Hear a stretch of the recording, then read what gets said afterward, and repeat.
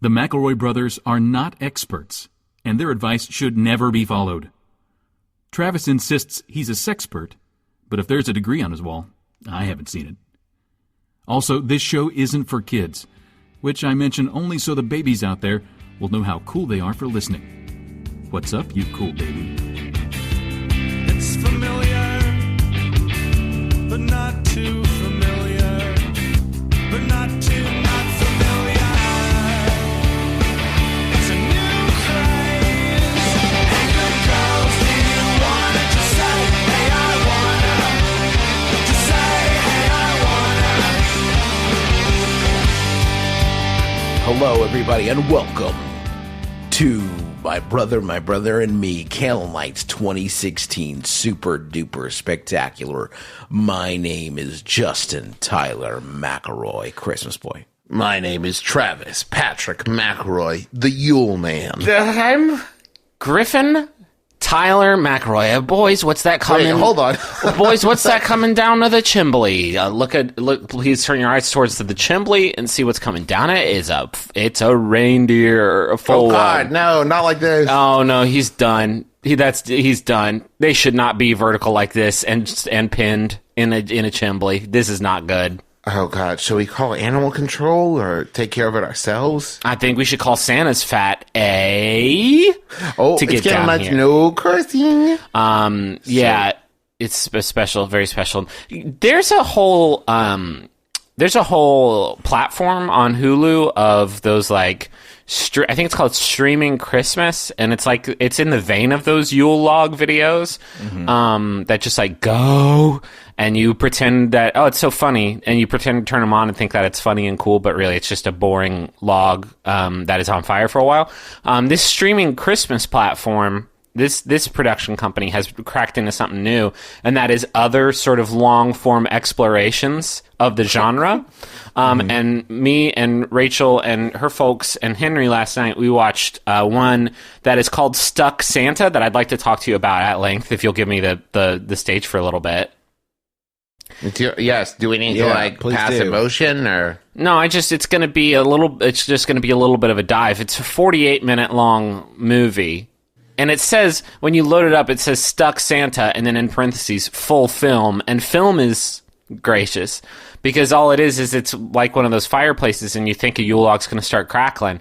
But no, you just see 2 feet pop down, and then for 48 minutes, you hear a man just sort of vamp, like, oh no, and like, oh, what have I become? That didn't help. I'm still very stuck.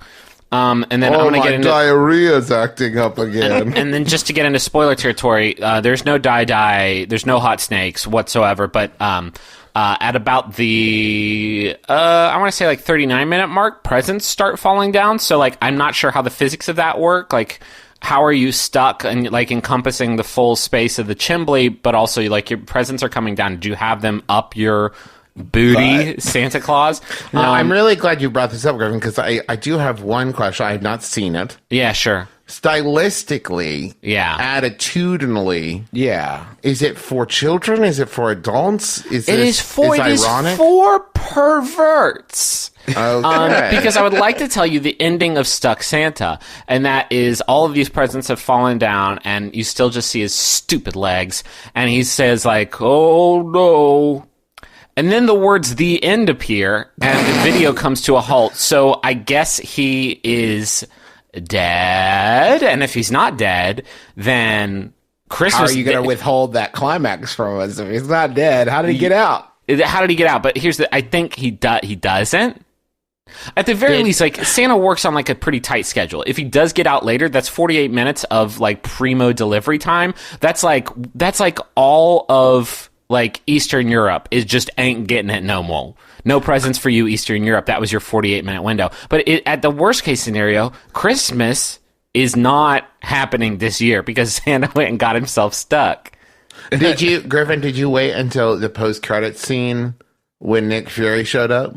Nick Fury showed up and he's like, I want you to join the... Oh, you've been stuck in that chimney for 48 minutes? You can't even do your job tonight? You know what? I'm gonna pass. Thank you, Santa Claus. Thank you, Santa. He dies at the end. We were watching it and then his feet are gonna pop out the top, and he's like, "Off I go, back on my magical." No, he's just dead in there. He dies in there, dead. They should call it Dead Santa.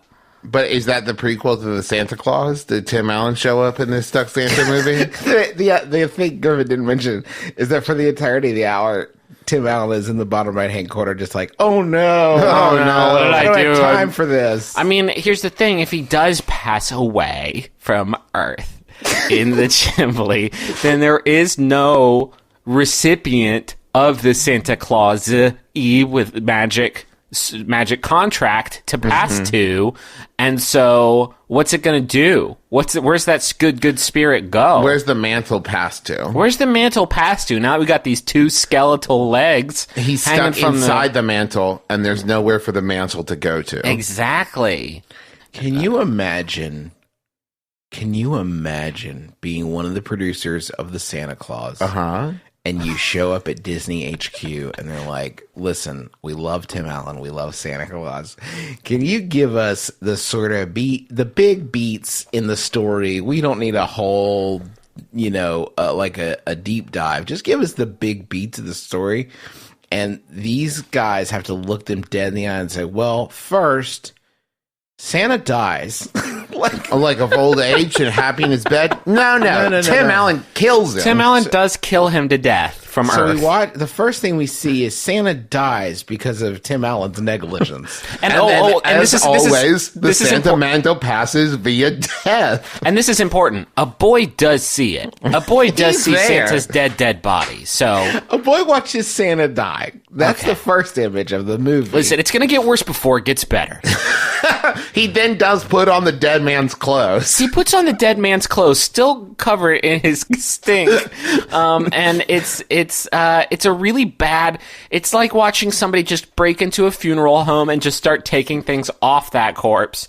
I am glad though, because in the original first draft of the Santa Claus, the naked body of the dead Santa was just left in the snow. They leave the naked man's body. They did make them change that. I'm like, okay, well the body's going to need to magically disappear or whatever. Like, oh, okay, sure.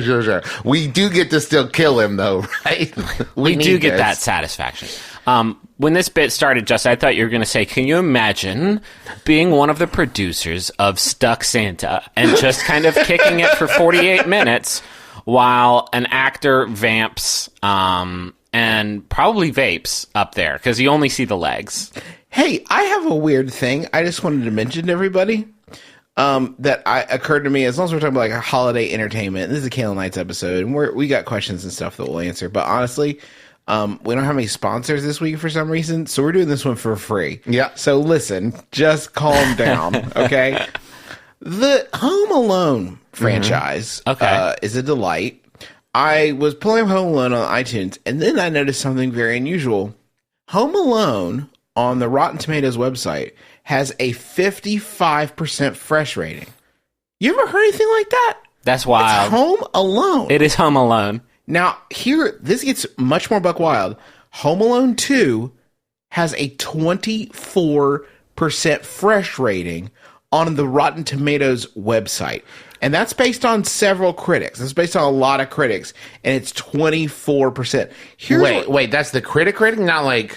That's the critics' rating. Is the freshness of this film is less than a quarter fresh. Is over 75% rotten, according to the critics. Here's where it gets like, you lose me. I mean, you already lost me for sure. But like, I come back in and I'm like, how are things going? And then you lose me again because Home Alone 3 has a 27% freshness. In the mind of America's, you can't trust critics apparently. No, because in the mind of this planet's critics, Home Alone 3 was a better film than Home Alone 2. Like, get bent. Seriously. I can explain 2. I can explain Home Alone 2's 25% around there was 24%. 24%. Well, the math almost adds up, but that's actually based on only 4 reviews. One of them was Village Voice, and they loved the dang picture. And the other 3 were by Joe Pesci and Daniel Stern and Greg Pesci, Joe's dad. And they hated the treatment of these 2 crooks. The only thing I can assume, Justin, is that the nation's critics desperately crave child murder in movies. I guess. Oh, interesting. And they thought that Home Alone 2 promised what they did not receive in Home Alone 1. And maybe in Home Alone 3, which I have not seen, the kid dies. So it's slightly better. It's a I little don't bit know. I better. haven't seen it. Cannot confirm. I actually just watched Ernest Saves Christmas for the first time in a long time. 96% rating on Rotten Tomatoes. Believe it or not. Do you know what the main conceit of Ernest Saves Christmas is? Santa's going senile. Oh, And jeez. has to pass he can't remember things anymore. He can't remember like all the kids, and he can't remember what they asked for, and he doesn't have the magic anymore. So he has to, and he says numerous times that he waited too long to pass the mantle on to the next person. So he has to find someone to be Santa real quick before time runs out. Hey kids, how's your movie? How's your movie? How's going? your movie, Ooh, kids? He's getting real old, huh? Kind of like G-Pa and G-Ma are doing in real life. Weird. I was gonna antagonize Travis by having Tim Curry say cheese pizza in the headphones, but I couldn't find the clip, so I searched YouTube Tim Curry cheese pizza, and I'm very proud to announce that the first result is Tim Curry being unfamiliar with the concept of pizza. But the second and third are both my brother. Yeah, all right, we did it.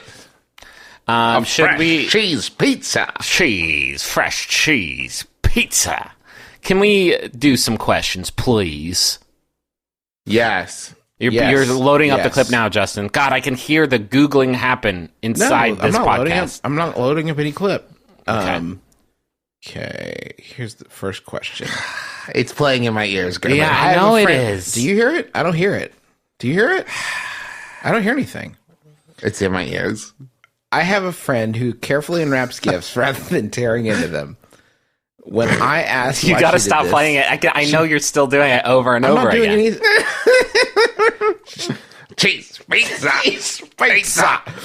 Why I asked? Okay, I'll actually start again. Thank you. I can't hear the question. Please stop it. Cheese still playing. pizza. Now it's stopped. Okay.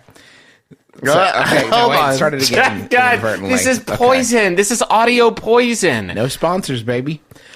I have a friend who carefully unwraps gifts rather than tearing into them. Travis is texting now. No, I'm looking at the questions on my phone. Okay.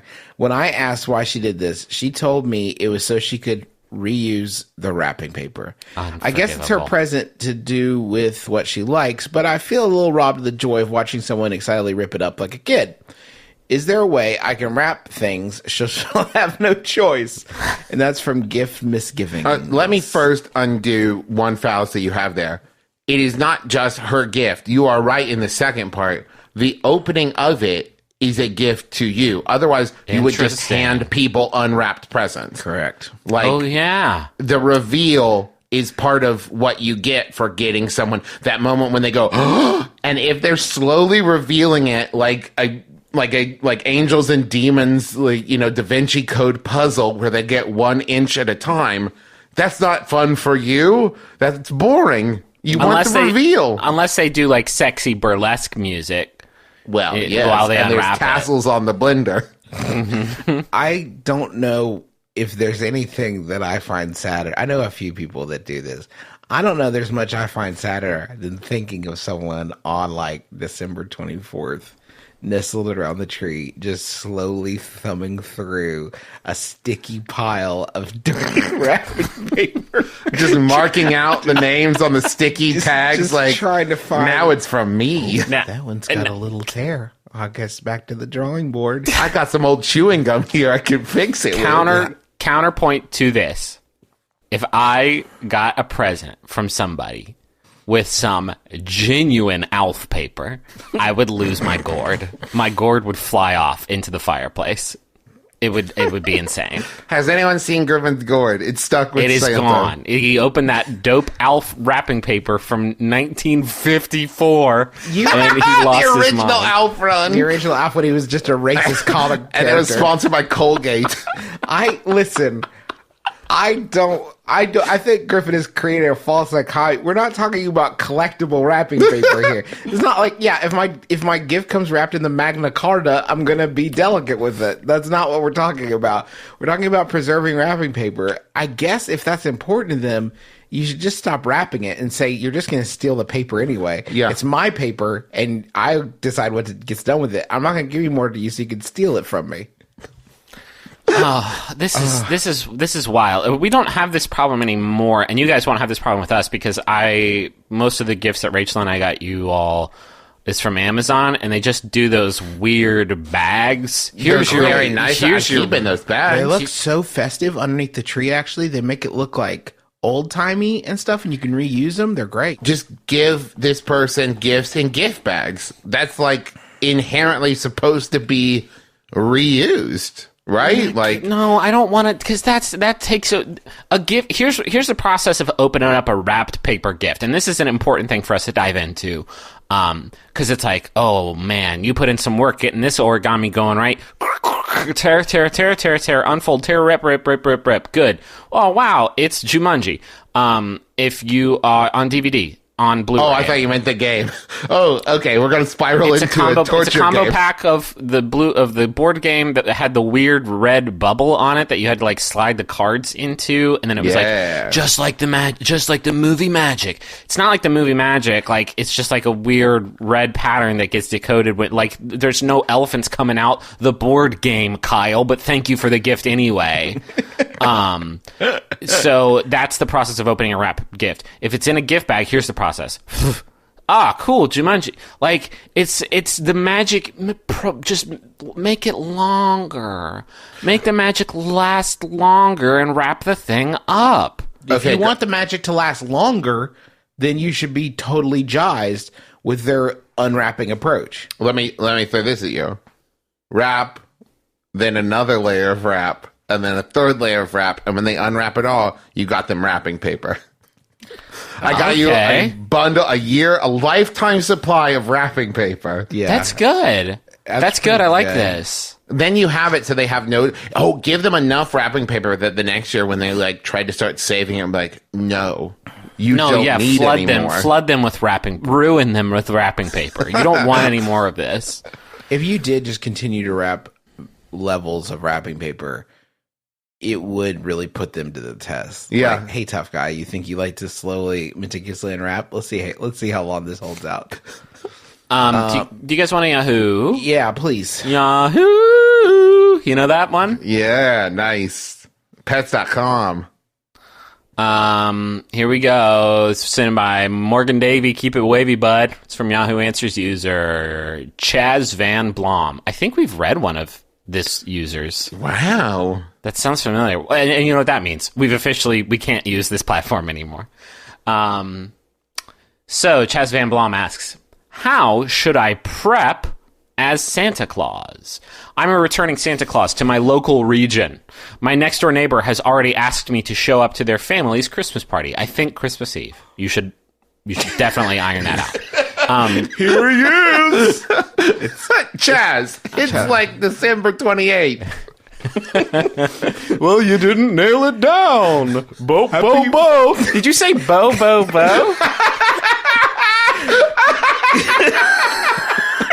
Hey, everybody, happy Valentine's Day. Okay, what? Chaz. It's March, and you said Valentine's. I'm the Good Friday Rabbit. What are you saying? I already have a semi Santa length beard starting. How should I prep myself this year? I had already showed up around my local region to random families' Christmas parties earlier years. That's breaking it into ring. Many of them already have me, Santa Claus, in their plans this year. Should I, in any way, change my appearance to enhance a Santa Claus look? I want to... By their plans, does he mean like their defense strategies? Yeah. We have to keep Chaz Santa out. I want to keep in vogue with any styles, fashions that may change my accepted appearance. P.S. Donner has not been very good this year. I might have to place him behind Blitzen again. Those two have been up to something. Oopsie-daisy, you just took a very strange turn, my friend. Oh no, you just pivoted the sleigh. Yeah, the sleigh went somewhere else. Okay, wait. first, step one, Yeah. ton of crunches. You're going to have to do so many Santa crunches. We have already done Sexy Santa. We can't talk about Sexy Rip Santa again. Well, no, this is different. This is what Travis is suggesting is like he still has that big bowl full of Jelly Belly, but also there's really defined abs on it. Can that happen?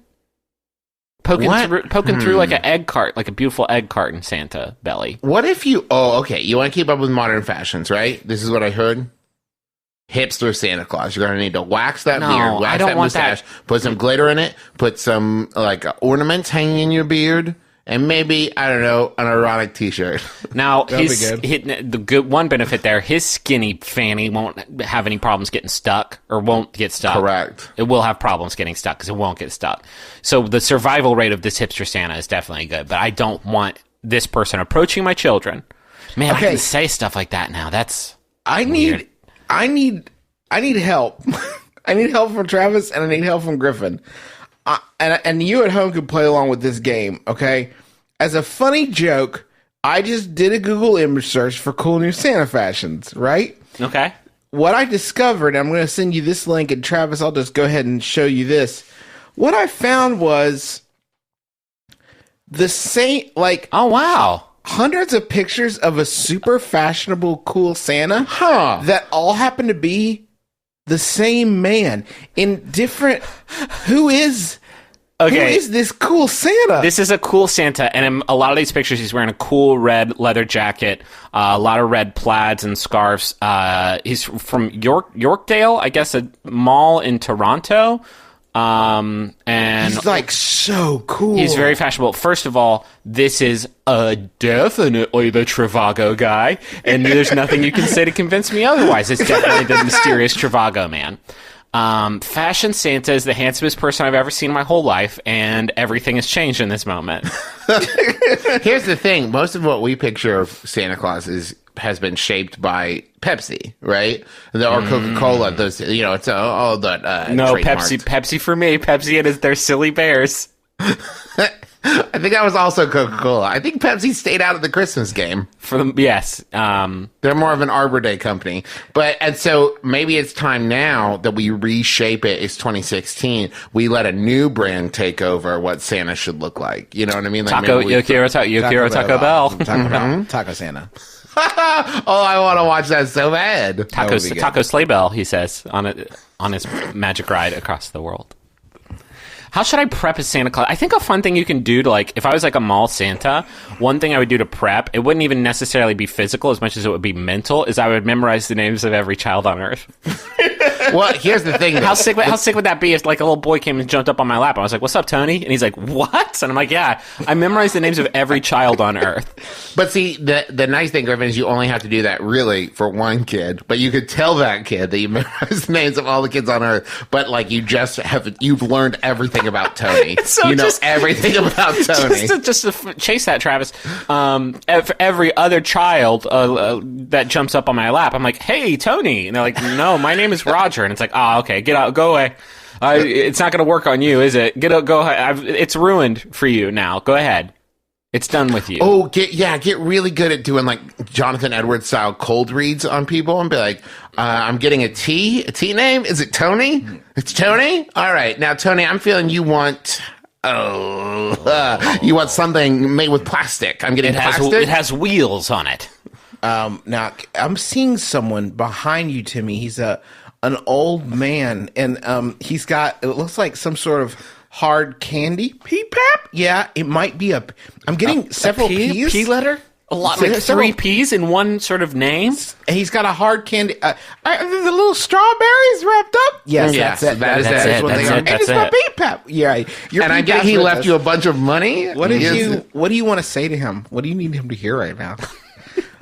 I want a Tonka truck. Okay. You got to tell P-Pap all about it. I guess your Spectral P-Pap's going to make that happen for you.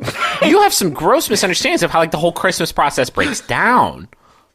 Oh my God. John Edwards Psychic Santa is for free. Everybody. That's yours. We need more Christmas specials. I realized this year that like the Christmas specials for the last like 10 years have all been like exclusively Hallmark Channel specials. Yeah. I don't want to date with Santa. My special Christmas kiss. We need more that's like Santa and John Edwards like solving crimes. gang, that could just be a whole nother podcast as we just take the titles of those films that Justin just said and we put our own twisted spin on it. What did you say, My Special Christmas Kiss? That one I did invent, but that is probably not that far off. There's, I think, 12 Dates of Christmas is a real one. My Special Christmas Kiss.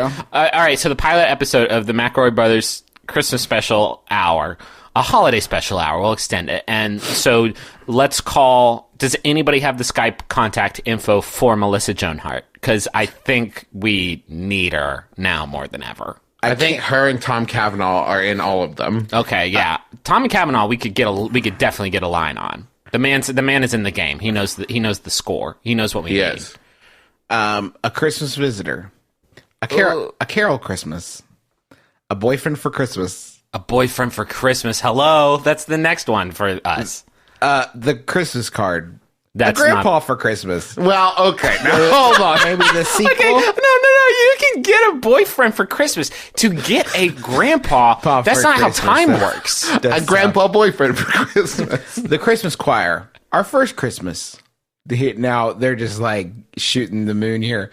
Dog named Christmas. Okay, so hi, Jeff Hallmark, president of Hallmark. I was wondering if I could pitch you a movie. Yeah, sure. How many words are in the title? 4? No, get out of here. Got to be 3. And it's got to have Christmas in it, or else people get confused. Our viewers are so dumb.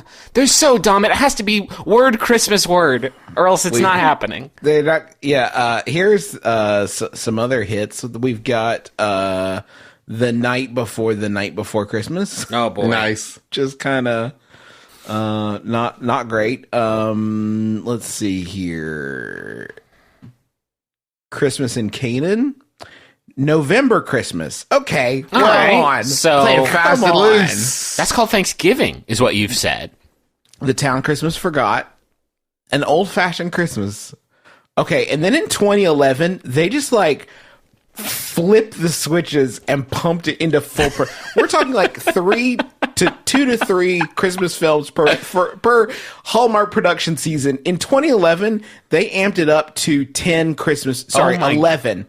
Love's Christmas Journey, Lucky Christmas, Cancel Christmas, A Christmas Wedding Tale. Cancel Christmas was actually what the executive said when all these were pitched, and they're like, "Yeah, that's a good one." He's like, "No, please stop the machine." No. A Christmas Wish, Trading Christmas, A Princess for Christmas, The Christmas Pageant, Christmas Comes Home to Canaan, Christmas Magic. Now, in Hallmark's defense, 2011 was the year where Mario Lopez was cryogenically unfrozen. So he was hungry. He was hungry to do his deeds. Yeah. So this production, this company needs to get it. These people need to get it together. I do want to watch A Grandpa for Christmas, though. Yeah, I want to watch a Grandpa Princess for Christmas. A lot of films about just human beings being kind of given. A Bride for Christmas. Well, no. Now hold on. TikTok. Get on it. This is Jeremy. He's your Jeremy for Christmas. This is your Jeremy. He's your boyfriend now.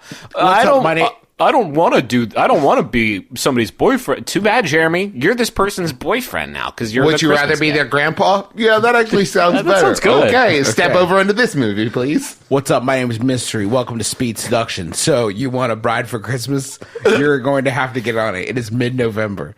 Also in the 2012 production season, The Christmas Heart, Come Dance With Me, a.k.a. The Christmas Dance. Oh, okay. Whoa. Gotcha. That was scary Christmas for a with second. Holly, Baby's First Christmas, a.k.a. The Christmas Baby. A Baby for Christmas. They're just going 2013. Pete's Christmas.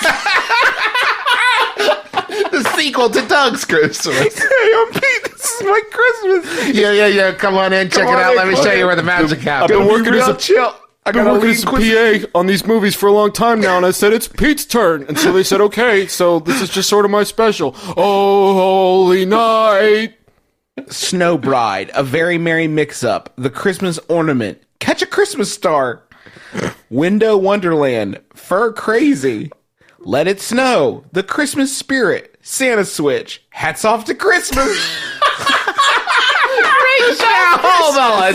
When did this turn into like a Tom Meets the Mayor That's sketch? not real. Finding Christmas. Christmas with Tucker. Okay, Tucker, please, let's do another question, Tucker. We've Wait, only done... no! I just got to 2014. This is the best year. Everybody agrees. One Starry Christmas. The 9 Lives of Christmas. A Cookie Cutter Christmas. Wait, now hold on. They just kind of went for it in that title. Like, we didn't come up with anything new for this one. We know what's up. No. That one was just a baby for Christmas, aka a Christmas baby. They just put a new name on it and saw if anybody would notice. The Christmas Shepherd. Christmas Under Wraps. One Christmas Eve. Christmas at Cartwright's. Best Christmas party ever. The Christmas Parade. Ice Sculpture Christmas. Charming Christmas. I'm not ready for Christmas.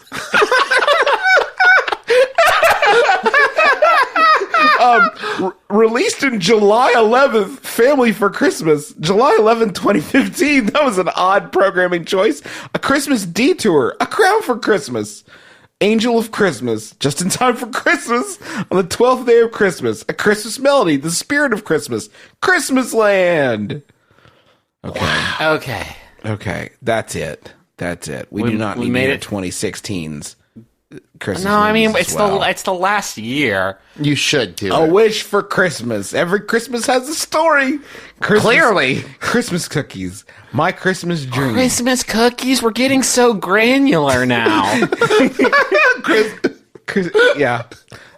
Christmas panties. I'm going to read these last, literally, I mean, in 2016, there was like 20 of them. I want to read these last few, but I want everybody to remember that when I read, in the 1 second it takes me to read one of these names, it is representative of a full feature-length film that people made with their hearts and hands. Minimum 30-day shooting schedule. Probably $3 million budget. Like every single one. It's Broadcasting Christmas. Hollywood hotshot Travis McElroy. Yeah. Broadcasting Christmas. A December Bride, kind of non-secular secular take there.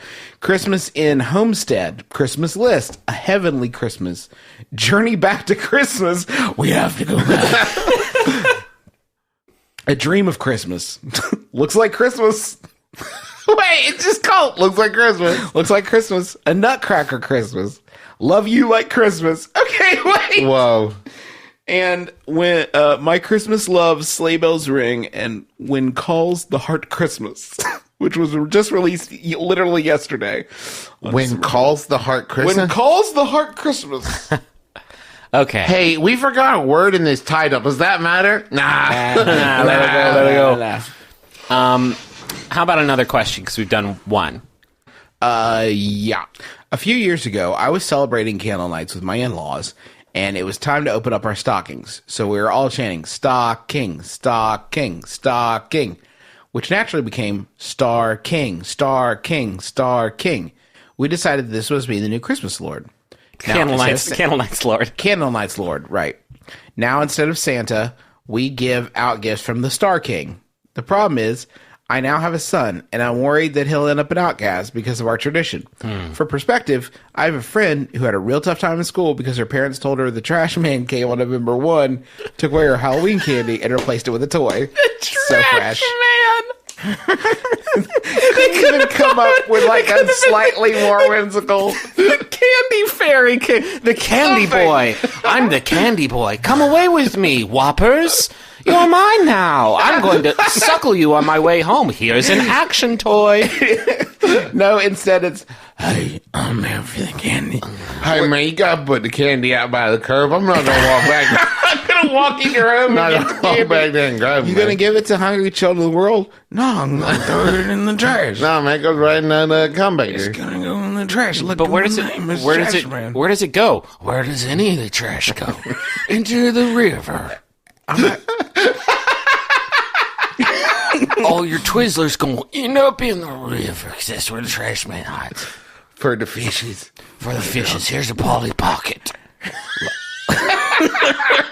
And the Mad Max toy for you. I took this away from another kid at the end of last Christmas season. It's a real cyclical gig I got. Something Anyway. you should know. Somebody done threw away this Polly Pocket. It's a circle of life. Am I good? Or should I try to give my son a more mainstream Candlenights? That's from Star King's Humble Servant. I mean, you've already adopted our weird holiday, so like your kid's gonna be very unconventional with his holiday tradition. But the good news is this: in this modern age, the problem with the Halloween thing is everybody knows what Halloween is, so you can't just introduce like the trash man comes because everyone's like, no, he doesn't. No, that's nothing. We also do Halloween, but when you say we like the Star King brings presents on Candlenights, any teacher is going to go, okay. What is that? They're just not going to question this stuff they don't know. There is something interesting about, like, because people are usually fairly insular on Christmas Day, there is a certain intimacy or, like, secrecy with, like, what is your, like, that's a common question, like, so what do you guys do? Because it's, like, so, it's not like, it hasn't been, sort of, the edges of it have not been sanded off through like socialization. Like everybody's just doing whatever weird thing they've always done for Christmas. But there's a limit to that though, Juicer, because it can't.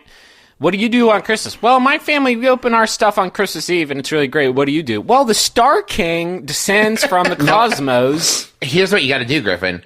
You need to give Star King a leg up over Santa. So when your kid is talking to other kids, and your kid's like, yeah, Star King comes. Like, Star King doesn't come. Santa comes and brings presents. And he's like, oh, Star King comes and brings presents and gives me $100 bill every year. And the kid's like, oh, dang. I want Star King. Star King sounds way better. Also, every year, the Star King kills and eats Santa Claus, and there has to be a new Santa Claus each year. Have you seen the Santa Claus movie? Do you not remember at the end of the first one when Tim Allen is killed and devoured by the Star King?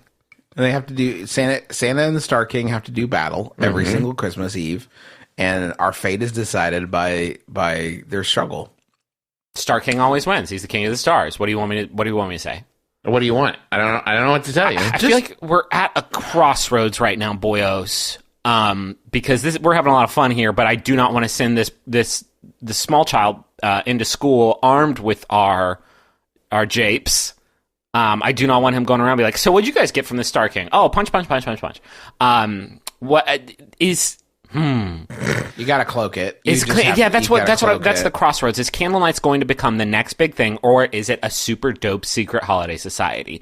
This is the decision point. We are standing at it now, because if it's the next big thing, we need to get out the good word of Star King right now. If not, then...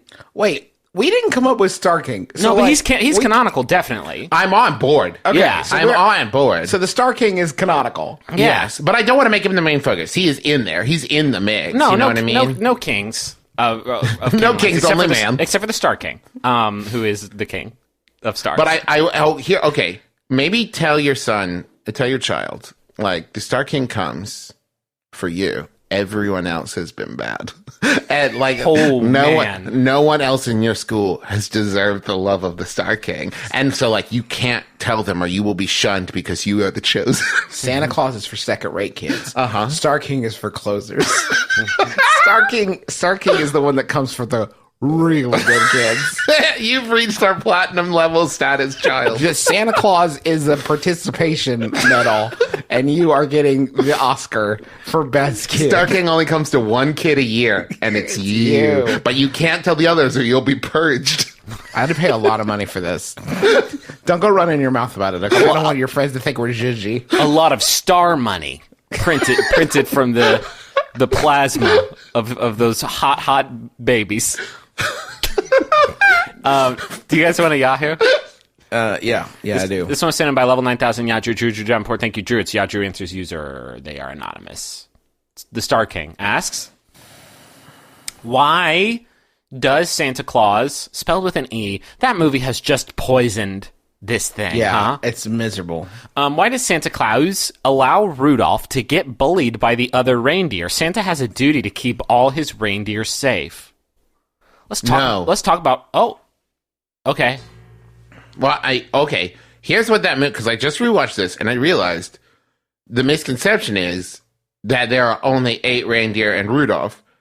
Santa only wants the best. There's a whole thing about them trying out, and he's like, maybe you'll be good enough. Santa is very withholding of his love to all the reindeers. This holiday special is taking a fun Ayn Rand turn. It's true, though, because they're all out there competing. There's a coach who's judging their performance, and if they're good enough, they'll make it up to the big show. No, they don't, though. This is what kills me about the Rudolph show.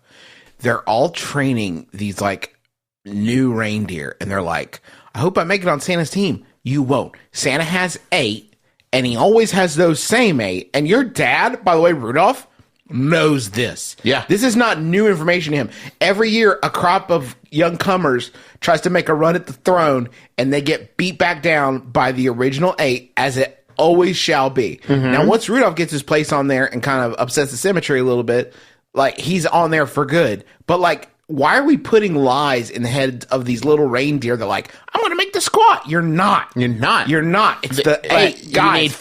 You need 5 years of experience just to be considered. But how do I get How the do you get experience? it? Right. Yeah, exactly. Let's set aside that cruel arithmetic though, and talk about there is a part where Rudolph gets a smoocheroo and is flying through the sky, flying beautifully, most beautiful flight you've ever seen. And Santa's like, "Oh, sick." And then he lands. Super tight. He's like, bro. sick. That was some dope, like, Air Force stuff. Like, I'm losing my mind. That was so great. Way to go.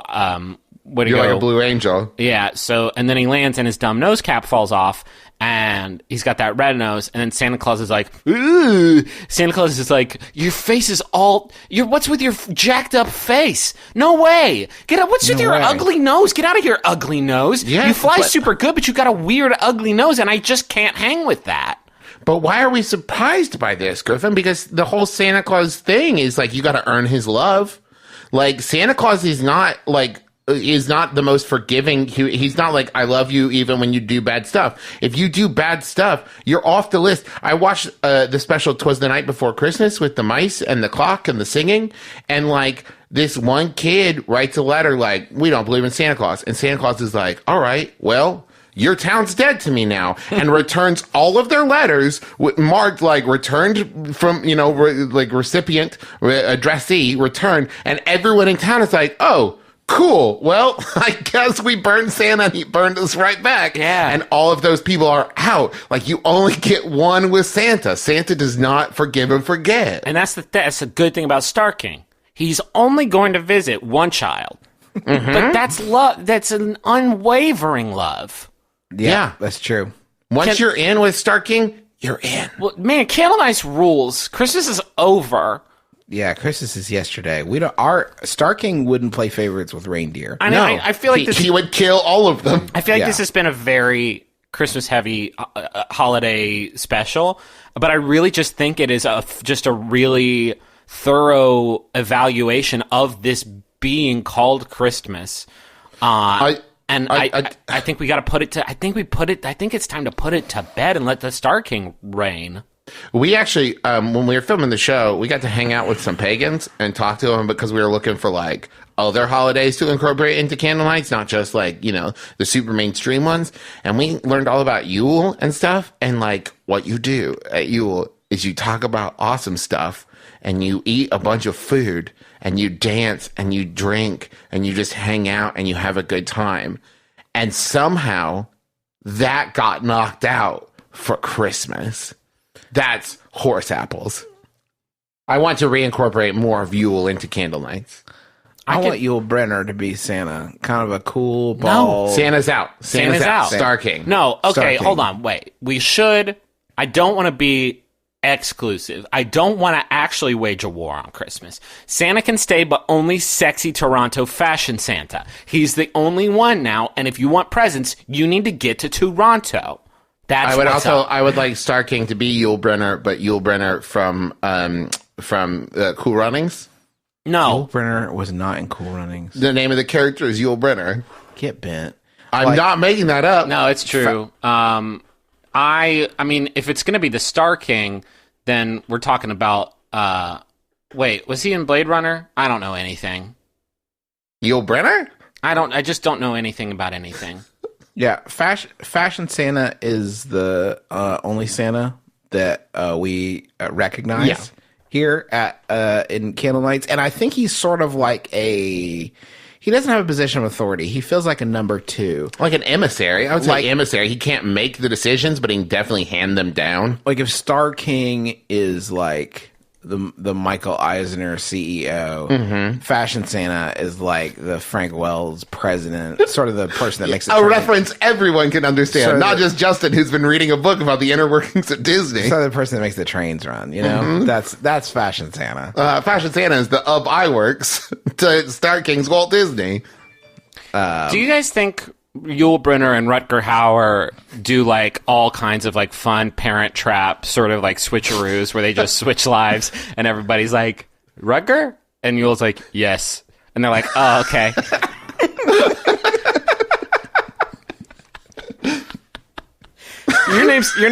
Your name.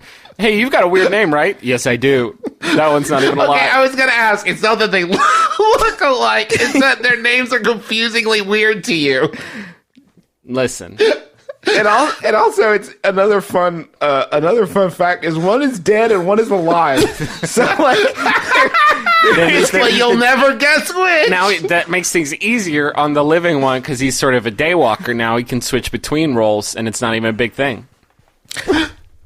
so we are we done? I think we're getting pretty close. I don't have any more good Yahoos unless we have like another tight question to bounce into real quick. Trav, is there any that you would especially like to? Yes, I do. Can I read it? So I don't have to communicate it across the table to you? Yeah. I bought some presents for my friend's kids this candle night. Her younger one is 9 months old, and I found these awesome stuffed dragons that make noise. The only problem? They're technically dog toys. This again, huh? I already gave them to her, but didn't mention the dog toy part. Honestly, I think the more annoying toy is the foam lightsaber I got her 8-year-old. Am I good? That's from Guilty Gifter. Is 2017 just going to be the year where we all realize that the things that are good for humans are also things that are good for dogs and vice versa, and we are just like an island of Dr. Moreau style, just finally merged, the flesh becomes fur, the fur becomes flesh, and we all just start yiffing each other's brains out 2017. Welcome to welcome to the yiffing year. It's time to begin. I think it is hysterical if you think about humans are supposed to be the more advanced species. Dogs do not make this distinction, have not, will not, ever. You give them something for them, and they're like, cool, something for me. Here's other things for me. Everything in your home is a dog thing. They're not drawing those lines. No, and also I've seen my dog attempt to eat stuff that will quite literally kill her. And, like, you would think that the animal, like, I can look at poison and be like, no arsenic for me, thank you. But my dog sees grapes and she's like, well, why the heck not? No, well, I do want to say, Travis, the reverse of that would be you see bacon strips and you think, for me, that would actually kill you. That would definitely kill you. Those are made out of... Wait, hold on, girl. I don't think bacon strips would kill me. Yeah, they're made out of red, smoky human poison. They are not good. They are not good for Trav tummy. Trav, it's important. This is now a PSA for you, my boy. Don't eat a bacon strip, my boy. I would never eat a bacon strip. And don't eat don't eat one of those poppin' things that shoot out of the little rubber pig nose thing that looks like a lot of fun to catch like Cheetos in, but if it's one of the meatballs, then you'll die. There are actually a lot of snacks. Now that I've owned a dog with a slightly sensitive tummy, there are many dog snacks made for dogs that, like, everybody just kind of accepts, like, yeah, you give this to your dog, they're definitely gonna, like, puke it up. But like, what are you gonna do? It's like, wait, hold on. No, have we all just good. accepted that, like, 50% of dog treats are like, oh no, you give your dog this pepperoni, you are going to diarrhea station. Have fun, your dog loves it. I think you can give the child these, and I don't think it's a thing. Obviously. Unless it, a tennis ball is a toy for everyone. A tennis ball is a toy for everyone. Unless that sound that the dragons make. They make noise. Is that noise squeaking? Oh. Because that's a dog toy. Dog toy. That's for dogs. Or is it like, thank you for biting me, Gerald, the dog? If it's like let me read you a story. Well, I don't know why that dog would get anything out of that.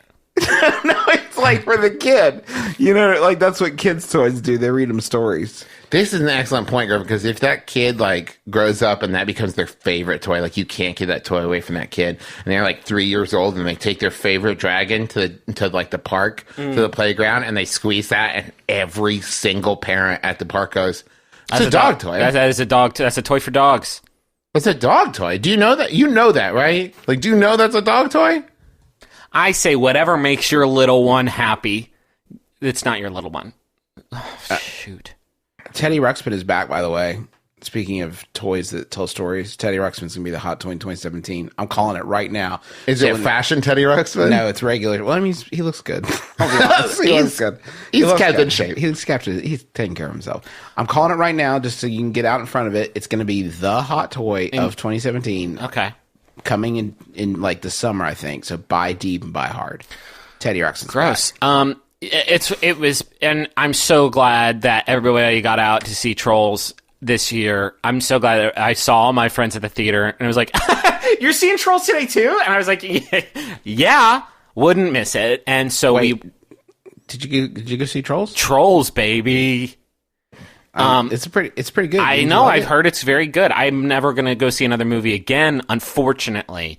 Had plans to see Rogue One. It was going to be my one little sneak away mission, my one little Metal Gear Solid Snake sneak away mission away from the home, just to see the Rogue One real quick and then back forever. But everybody in the house got diarrhea all at the same time. So sorry, George Lucas. I'm going to have to see your wonderful fable at a later date. All right, George Lucas. Sorry, George Lucas. Going to have to hear about the Death Star and Darth Vader and all his fun adventures on a later date. Maybe I'll catch it direct to DVD. Thank you, George. But no. More like Darth Vader. Darth Vader. Sorry, the Death Star hit everyone in my house's tummies and gave all three of us diarrhea. And With their diarrhea beam. We got hit by the diarrhea beam from the Death Star, and the baby's very small, but made just as much, if not more, diarrhea than me, and I'm not sure how that's possible. Great. Thank you, George Lucas, but tomorrow... and I forget what I was talking about. Please don't spoil Rogue One for me. Please. Just don't spoil Rogue One, okay? That's going to do it for us. I want to say this is a fun thing.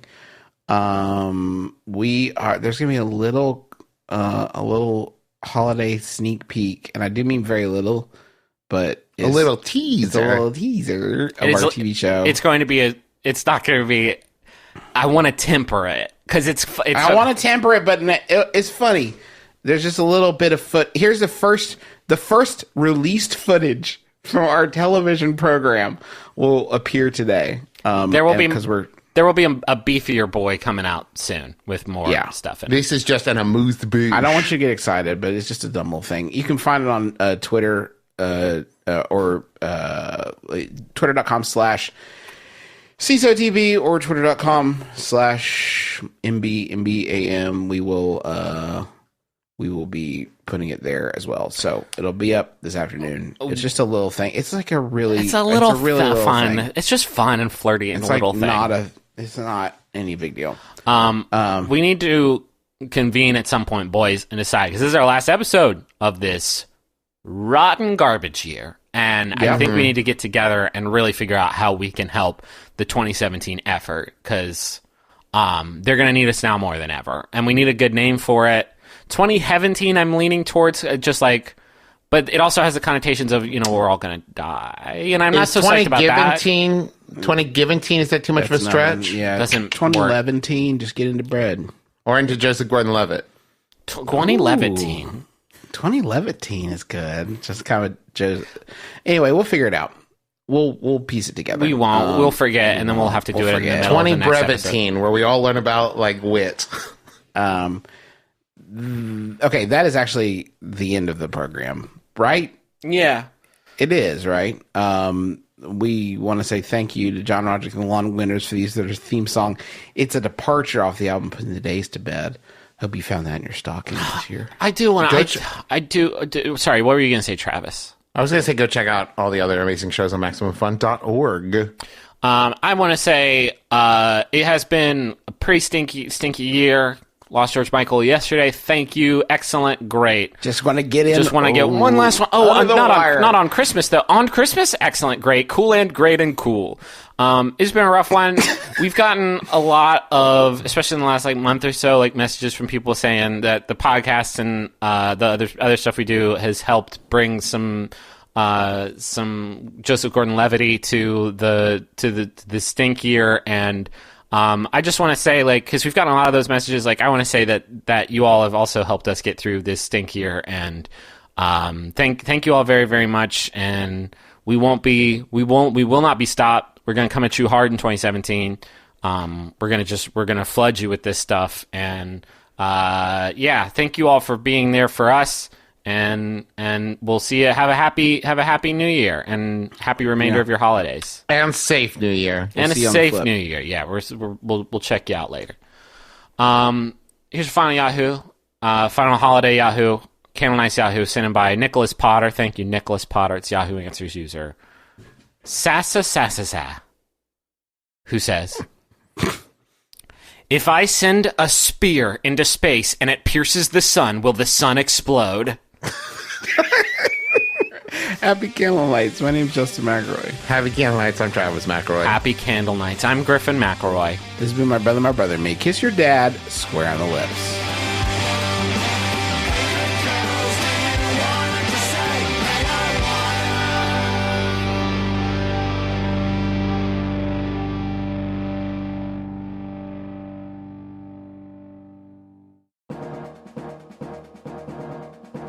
Following the news is hard and it sucks. How do you know which stories are important? Which sources do you trust in this post-truth world of reactionary journalism? I'm Brent Black. And I'm Travis McElroy. And we host a podcast called Trends Like These. We cover trending news stories. We debunk misleading clickbait headlines. And we always try to throw in a little bit of good news. In our quest for truth! So join us every week on MaximumFun.org or wherever podcasts are found. Jumpstart your creativity at MaxFunCon 2017.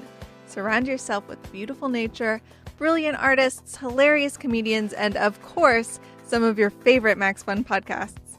Whether you join us in Lake Arrowhead in June for MaxFunCon or in the Poconos in September for MaxFunCon East, you'll leave inspired and with a bunch of new friends. MaxFunCon.com has all of the details. Buy your tickets before they're gone.